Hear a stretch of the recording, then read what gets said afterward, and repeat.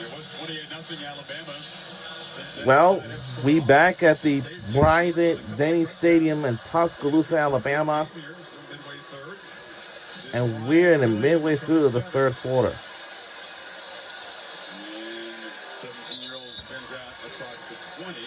So Jalen Milroe, the offense on fire. Let's see if they can get the rhythm back. Meantime, the All-State bus here in town. What's your All-State good hands play this weekend? Wimsatt, the backup quarterback in. Wildcat looks like he's going to take it. 17-13, he's going to score. No! And Josh Caddis, my man, out of Cincinnati Moeller, jumps on top of it for a big moment for him and the Cats as they take the lead. And they would go on to upset Ole Miss, their biggest upset of a highly ranked team since 2007. Congrats to Mark Stoops. What a win for the Wildcats. One team is really hungry and desperate today. The other one was not. Great road win for Kentucky. On the edge, Miller takes the pitch. Jackson flew up there and knocks him out of bounds near the line of scrimmage. Holly? Well, guys, the vibe on the Georgia sideline has really changed. After that touchdown that pulled them within 15 points, they were yelling and screaming. Jalen Walker, number 11 on defense, came over to the offense and said, I told you, we can get this going.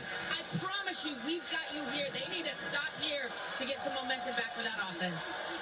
He kept the edge that time. That was a serious problem on those perimeter runs in the first half. Empty backfield.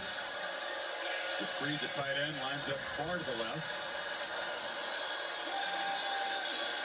Milroe, laps of time, and an easy pitch and catch. Williams has first down yardage out across the 30. Really good read, being patient there. I thought initially he might try to throw to the tight end. He came off of him in the middle. Had a nice opening once again, and that Georgia zone defense just sitting nicely, the freshman. And now the freshman goes down the middle. Williams, bobbled, and caught! And the incredible start for this prodigy continues. He made that an adventure, but another electric play from number 2. But you put Malachi Starks as a safety who can cover on the electrifying freshman. He's got great ball skills. That ball gets behind him. What a chop there by Williams' concentration. But how about Milroe going to the 17-year-old freshman against the crafty veteran Starks, and he hits it. 1, 2. How many times did he bobble it? Like 3 or 4.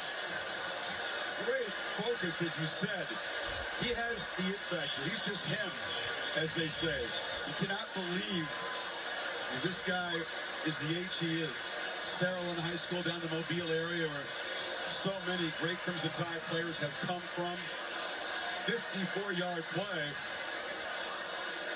as Alabama gets the spark on offense they haven't had, and he's on the verge of leading his team in receptions and in receiving yards in all 4 games of his college career. And it's going to be a good college career. Think about that. Walker down, who Holly just talked about, was trying to motivate the troops on the sideline. Just when it felt like Georgia, they got within 2 possessions, they've got some momentum, they need to try to see if they can get a stop to get the ball back. Milroe comes right back and goes to the freshman. We look to convert on that 3rd down, and then the next play they attack down the field. Holly? Well, guys, the coaches were telling us that Ryan Williams, at just 17 years old, came into this Alabama program, and they didn't promise him a starting job. They told him you have to earn it. So he started out on the 3rd-team offense. They said it only took about 7 days before they started to move him up. Finally, Jalen Milroe, the quarterback, came and said to the coaches, hey, I think he needs to be a 1. He made it, worked his way up, and you can see the skill and the talent that's dazzling. First college catch was an 84-yarder for a touchdown. That was against Western Kentucky. Many wondered, could a guy this young, as talented as he is, step up and produce against the Dogs? And an emphatic yes would be that answer. Pretty cool that the veteran quarterback says to the coaches, hey guys, that kid too, he's 17. Guess what? He might be our best. We got to get him up off the 13, move him up. The first stop on the plane after the board got here and met the team to re-recruit a guy who... It is 10:25 p.m. Go down to Mobile, get the family together, get him back in the fold. Good call. It was the number 1 priority, basically. I see why.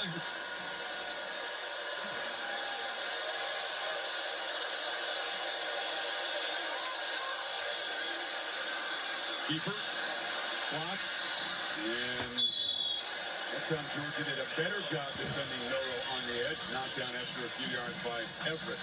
Yeah.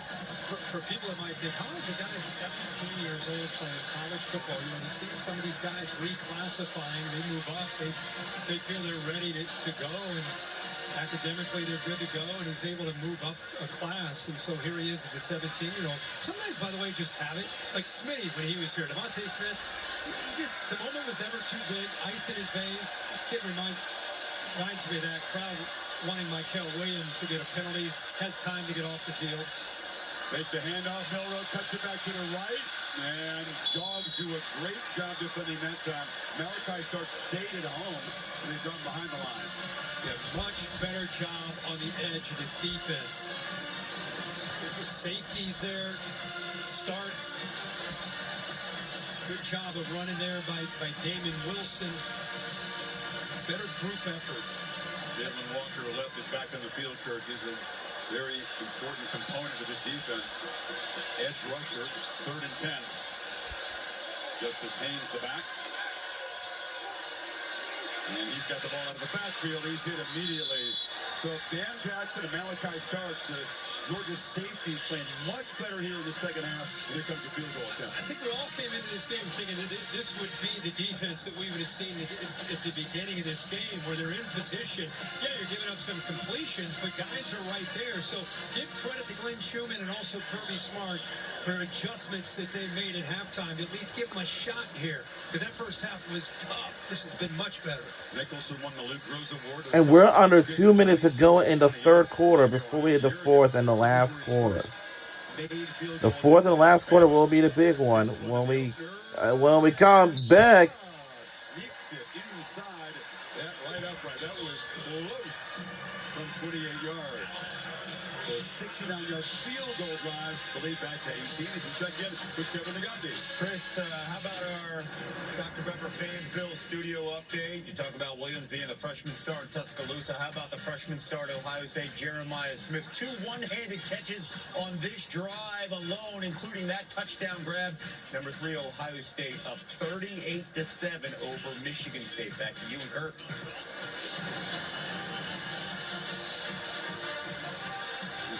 Newcomers college football come in different. They're so prepared physically and mentally to contribute right away. They expect to, actually. We're trailing by 18 now. You know, Ohio State, think about who they've had. Marvin Harrison Jr. We're here to win. Wilson, I mean, the list goes on and on.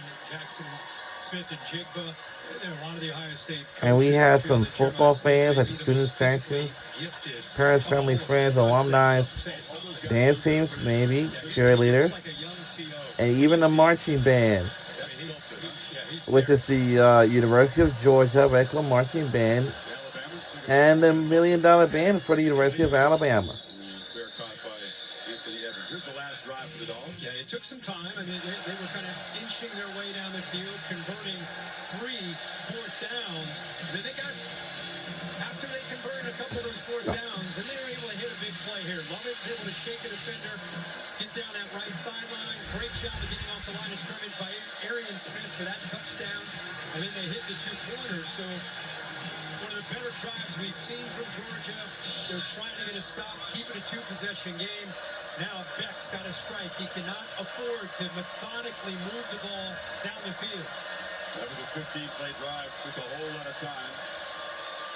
And here's a throw on the sideline. Dylan Bell. Good battle for the football. One was won by Damani Jackson, who had the pick earlier for Alabama. So if I'm an SEC coach and I'm watching this game, and I thought, okay, they lost Kool-Aid last year. They lost Terry and Arnold. And this is a young secondary. I want to see how these guys do. Well, Damani Jackson over from USC. That was him. Xavier Brown. How they done tonight? DeVonta Smith in the slot. And you look at the system that they're running with Womack tonight, it's going to be scary for teams to match up with this defense. ETN cuts it back. All the defensive backs that started in that SEC championship game, except Malachi Moore, are gone. You mentioned the 2 corners are in the NFL. Caleb Downs is from the payroll of Ohio State, playing very well for the Buckeyes so far. So it's up to Moore and these newcomers, Sabb and Jackson, and the freshman Brown. Yeah, it's been really amazing. They also lost 3 corners besides the 2 to the NFL to the transfer portal with the coaching change. So a lot of young bodies back there. But boy, they stepped up and shown the SEC and the country how good they can be. Georgia again on third down. But this time converting, going down low is Arian Smith, and that breaks the 0 for 9 on third down. And I think the thing that really stands out to me is this defense is doing a lot. I mean, they're not just sitting in 1 or 2 coverages. They're showing, they're disguising, they're showing one thing, going to another, and they're in sync. They're connected as a group in the back. Playing fast, final 20 seconds of the third quarter, and going back to try to make a catch is Oscar Delp. But again, the ball placement from Beck was not what he wanted. No, he threw that behind him. And we've seen a few of those where it just seems like he's falling off the throw, leaning to his left after the throw. And that's what brings the ball to the back shoulder there. He's not intentionally trying to put that there. He's got room to put that just in front of him to be able to get that catch. So just by that much that I missed it. But again, Delp, big tight end, not a wide receiver. Tough for a big fella to make that adjustment. Beck, long throw to the sidelines. Hard-earned catch made. Bell dragged down in the field of play, and that will do it for the third quarter. That'll do it for the third quarter. So third quarter is in the books. So when we get back, it's going to be a big one. Who will win this game? We will find out right after this. It's my words from our ABC stations. You're watching SEC on ABC.